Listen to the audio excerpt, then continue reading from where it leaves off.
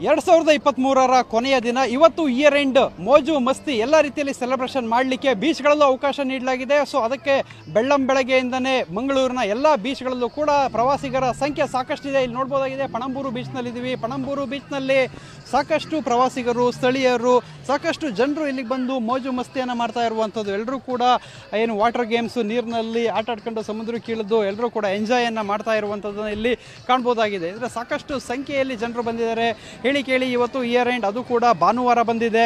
So ಅದರಿಂದ ಸಾಕಷ್ಟು ಸಂಖ್ಯೆಯಲ್ಲಿ ಇಲ್ಲಿಗೆ ಪ್ರವಾಸಿಗರು ಆಗಮಿಸಿ ನೀರಿನಲ್ಲಿ ಎಂಜಾಯನ್ನು ಮಾಡ್ತಾ ಇದ್ದಾರೆ. ಎಲ್ಲರೂ ಕೂಡ ಕುಟುಂಬ ಸಮೇತರಾಗಿ ಮತ್ತು ಫ್ರೆಂಡ್ಸ್ ಜೊತೆ ಎಲ್ಲರೂ ಕೂಡ ಇಲ್ಲಿಗೆ ಬಂದು ಆಗಮಿಸಿ ಇಲ್ಲಿ ಎಲ್ಲ ರೀತಿಯಲ್ಲಿ ಎಂಜಾಯನ್ನು ಮಾಡ್ತಾ ಇರುವಂಥದ್ದು. ಅಂದರೆ ಸಾಕಷ್ಟು ಇಲ್ಲಿ ಏನು ಪಣಂಬೂರು ಬೀಚ್ನಲ್ಲಿ ವಾಟರ್ ಗೇಮ್ಸ್ಗಳು ಕೂಡ ಇರೋದರಿಂದ ಎಲ್ಲರೂ ಕೂಡ ಇಲ್ಲಿ ಬಂದು ಮೋಜು ಮಸ್ತಿಯನ್ನು ಮಾಡ್ತಾ ಇರುವಂಥದ್ದು. ಮತ್ತು ಏನು ಇಯರ್ ಎಂಡ್ ಇವತ್ತು ಹೊಸ ವರ್ಷವನ್ನು ಉತ್ತಮ ಅಂದರೆ ಚೆನ್ನಾಗಿ ಅಂದರೆ ಎಂಜಾಯ್ ಮಾಡ್ಕೊಂಡು ಕಳಿಬೇಕು ಅನ್ನೋ ದೃಷ್ಟಿಯಲ್ಲಿ ಮಂಗಳೂರಿನ ಸಾಕಷ್ಟು ಬೀಚ್ಗಳಿಗೂ ಕೂಡ ಎಲ್ಲರೂ ಹೋಗ್ತಾ ಇರುವಂಥದ್ದು. ಅಂದರೆ ಏನು ತಣ್ಣೀರಬಾವಿ ಬೀಚ್ ಇರ್ಬೋದು, ಸುರತ್ಕಲ್ ಸಸಿ ಹಿತ್ಲು ಬೀಚ್, ಪಣಂಬೂರು ಬೀಚಿಗೆ ಸೋಮೇಶ್ವರ, ಉಳ್ಳಾಳ, ಈ ರೀತಿ ಮಂಗಳೂರು ಭಾಗದ ಎಲ್ಲ ಬೀಚ್ಗಳಲ್ಲೂ ಕೂಡ ಸಾಕಷ್ಟು ಸಂಖ್ಯೆಯಲ್ಲಿ ಪ್ರವಾಸಿಗರು, ಜನರು ಸೇರಿದರೆ ಇಲ್ಲಿ ಎಂಜಾಯನ್ನು ಮಾಡ್ತಾ ಇದ್ದಾರೆ.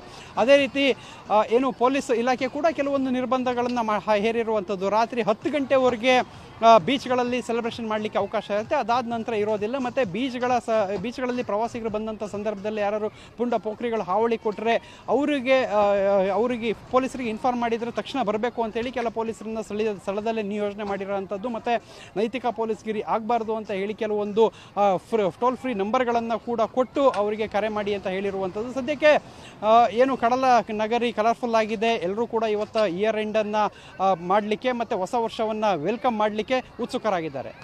ಕ್ಯಾಮ್ರಾಮನ್ ರಾಜೇಶ್ ಜೊತೆ ಪೃಥ್ವಿರಾಜ್ ಬೊಮ್ಮನಕೆರೆ, TV9 ಮಂಗಳೂರು.